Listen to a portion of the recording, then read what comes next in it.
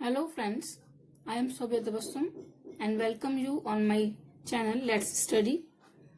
आज का हमारा वीडियो लेक्चर का टॉपिक है नॉलेज या ज्ञान।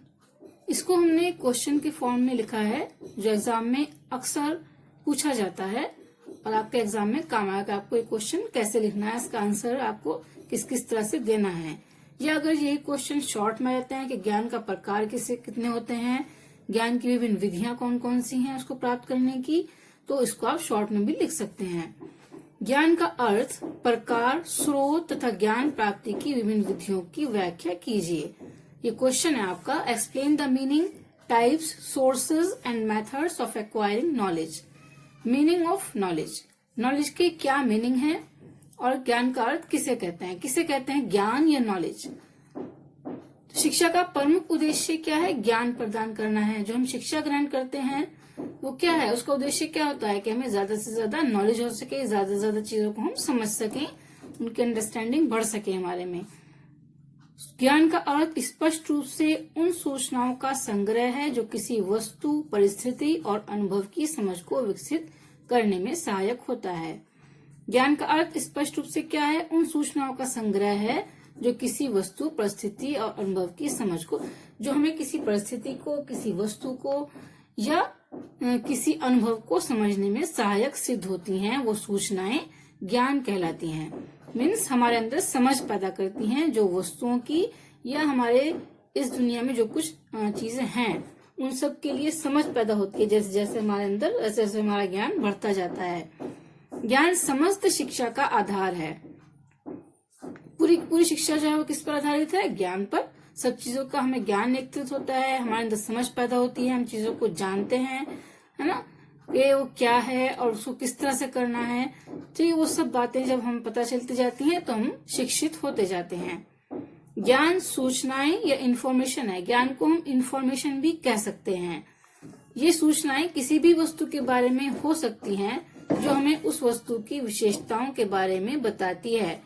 ज्ञान अनुभवों की समझ पर आधारित सूचनाएं हैं। ज्ञान क्या है? जो ज्ञान अनुभव की समझ पर आधारित सूचनाएं। ज्ञान ऐसी सूचनाएं हैं जो हमने अनुभवों से प्राप्त की हैं, अपने अनुभव से हमने जाना है कि ये चीज इस तरह से है, तो वो हमारी सूचनाएं हैं। और सूचनाएं क्या है? ज्ञान है। सभी को जीवन में अनुभव होते रहते हैं और इन अनुभवों का जब हम सामान्यीकरण कर लेते हैं और एक सिद्धांत के रूप में विकसित कर लेते हैं तब यह ज्ञान बन जाता है। जो भी अनुभव हमें प्राप्त होते हैं, इसमें हम कोई भी एग्जाम्पल ले सकते हैं।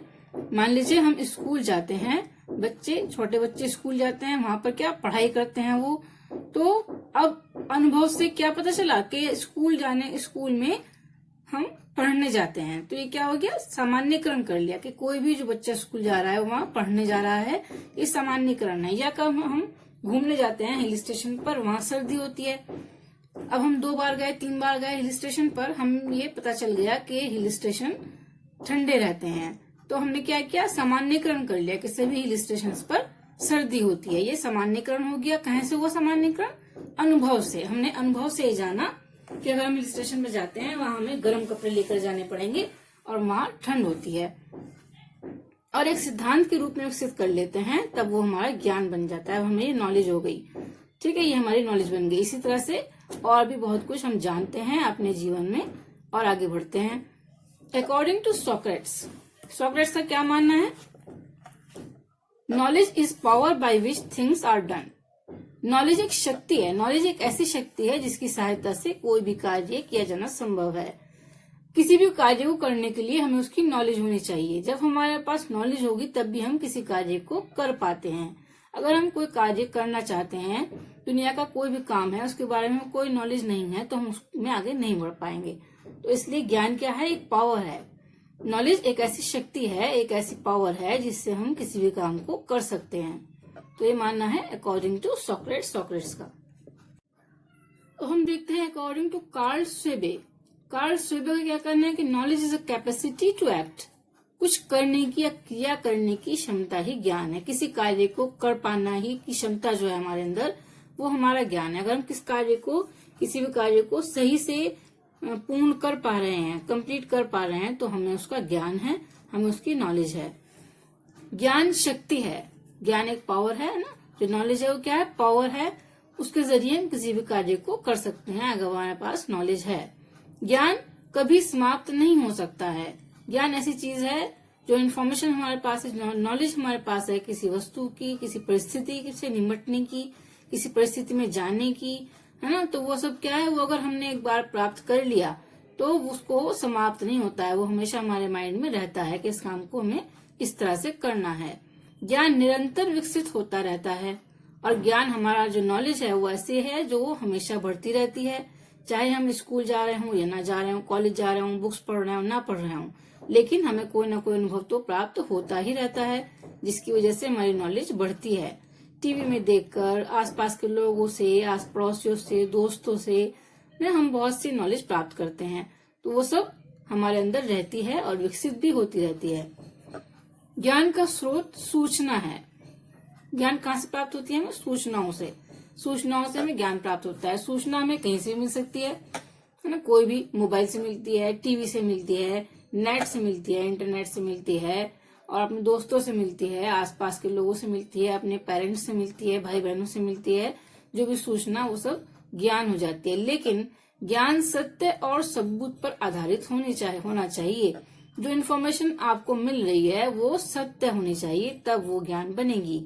अगर आपने कोई इन्फॉर्मेशन कहीं से ली है और वो सत्य नहीं है ना, उसका कोई सबूत नहीं है कि ऐसा होता है दुनिया में, तो वो ज्ञान नहीं है आपका, ठीक है, वो सिर्फ एक सूचना ही है। लेकिन वो सूचना ज्ञान कब बनेगी? जब वो सत्य हो और उसका कोई सबूत हो, प्रमाण हो उसका कि वो सही है, तब उसको हम ज्ञान कहेंगे। ठीक है, मान लीजिए छोटे बच्चों को कोई कहानी सुनाते हैं, परियों की या भूत प्रेत की, है ना, इस तरह से कोई कहानी सुनाई जाए, तो अब उन्होंने सुन ली, उनको सूचना मिल गई, लेकिन वो सूचना सत्य तो नहीं है, उसको हम ज्ञान नहीं कह सकते, क्योंकि वो सत्य नहीं है। दुनिया में ऐसा कुछ भी नहीं है, ना कोई भूत प्रेत है, ना परियां हैं यहाँ, ना हमें दिखाई देती हैं, वो सिर्फ ख्याली पुलाव है एक तरह से, ठीक है। तो वो क्या है? वो सत्य नहीं है ज्ञान, और इसलिए वो ज्ञान नहीं है, नॉलेज नहीं है, हमारी नॉलेज कुछ भी नहीं बढ़ी, ठीक है। और अगर हमने उन्हें स्टोरी सुनाई कोई इस तरह की जिससे उन्हें ज्ञान मिलता हो, जो वाकई में सत्य हो, जिसके बारे में हम बता रहे हैं उन्हें, ठीक है, महात्मा गांधी के बारे में बताया, हमारे जो पूर्वज हैं उनके बारे में बताया, या कोई हिस्टोरिकल पर्सन है उसके बारे में हमने कहानी सुनाई, तो वो क्या है? वो नॉलेज, वो जो इन्फॉर्मेशन हम दे रहे हैं उनको, वो सत्य है, इसलिए वो ज्ञान है, उनका ज्ञान बढ़ रहा है, ठीक है। तो इसे ज्ञान और इन्फॉर्मेशन में ये डिफरेंस है। इन्फॉर्मेशन कैसी भी हो सकती है, सत्य भी हो सकती है और असत्य भी हो सकती है, लेकिन अगर वो ज्ञान है तो वो सत्य होगा। ये ज्ञान और इन्फॉर्मेशन में डिफरेंस है।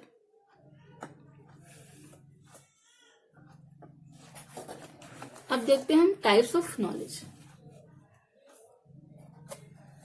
नॉलेज के कितने टाइप्स है, कितनी तरह की होती है, ये क्वेश्चन शॉर्ट में भी आ सकता है और लॉन्ग में भी पूछा जा सकता है। इसकी नॉलेज आपको होनी जरूरी है कि नॉलेज कितनी तरह की होती है, कितने प्रकार का होता है ज्ञान। ज्ञान अगर हम बुक्स में देखें, अलग अलग बुक्स में अलग अलग आपको मिलेगा, अलग अलग राइटर्स, अलग दार्शनिक फिलोसफर हैं, उनके अकॉर्डिंग ज्ञान के अलग अलग रूप हैं, ज्ञान के अलग अलग प्रकार हैं। जो मेन है वो मैं आपको बताती हूँ। अकॉर्डिंग टू कैंट के अकॉर्डिंग एक होती है प्रायरी नॉलेज और एक होती है पोस्टेरियरी नॉलेज। प्रायरी नॉलेज जो हमारे अंदर पहले से विद्यमान होती है, हमारा पूर्व ज्ञान होता है, बच्चों में पहले से ही पता होता है उन चीजों का उन्हें, या आपने उनको उसमें अनुभव की जरूरत नहीं है, कोई एक्सपीरियंस करने की जरूरत नहीं है, एक बार उनको बताया तो उन्होंने मान लिया, वो हमारी प्रायरी नॉलेज है। जैसे अगर हम बच्चों को बता दें कि इसका जो ये है, ये चीज है, ये हमने चित्र बनाया है, ये एक फ्लावर का है, इसको फ्लावर कहते हैं, तो इसके लिए किसी अनुभव की जरूरत नहीं है, बस ये फ्लावर है। और अगर हम बताते हैं कि ये, बच्चों को बताते हैं हम, ये एक ट्राइएंगल की शेप है, तो बच्चे मान लेंगे, इसके लिए उन्हें किसी अनुभव की जरूरत नहीं है, कुछ एक्सरसाइज करने की जरूरत नहीं है, ठीक है, जिससे वो इसको समझ जाएं, बस वो अब वो समझ जाएंगे। आगे हम पूछेंगे, हमेशा बताएंगे कि ये ट्राइएंगल है, तो ये क्या हो गया? पूर्व ज्ञान हो गया, जिसमें किसी भी अनुभव की जरूरत ना हो और उसको ऐसे कैसे एज इट इज मान लिया जाए। पोस्टेरियरी नॉलेज, जो ज्ञान हमें बाद में प्राप्त होता है, पूर्व ज्ञान से के बाद आती है पोस्टेरियरी नॉलेज, उसके लिए हमें अनुभव की जरूरत पड़ती है। हम अपने अनुभव से पता लगाते हैं, सूचनाएं इकट्ठी करते हैं और उन सूचनाओं को सत्य जब वो साबित हो जाती हैं तब वो पोस्टेरियरी नॉलेज बन जाती हैं।